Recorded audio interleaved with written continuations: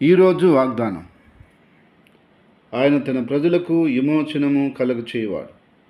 ప్రియ సహోదరి సహోదరులారా, దేవుడు తన ప్రజలను విమోచించువాడని ఆయన తెలియజేస్తున్నాడు.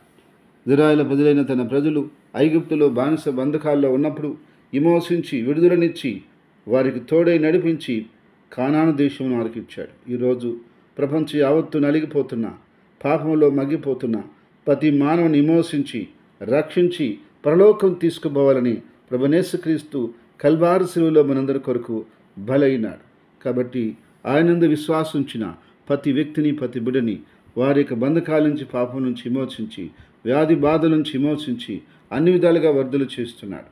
కాబట్టి నిన్ను కూడా నా ప్రియ సహోదరి సహోదరుడా, నీ బంధకాలు ఏవైనా, నీ యొక్క సమస్యలు ఏదైనా, నీ యొక్క పరిస్థితులు ఏవైనా ఆయన విడిపించి విమోచించి వర్ధలు చేసి కాసి నడిపించునుగాక.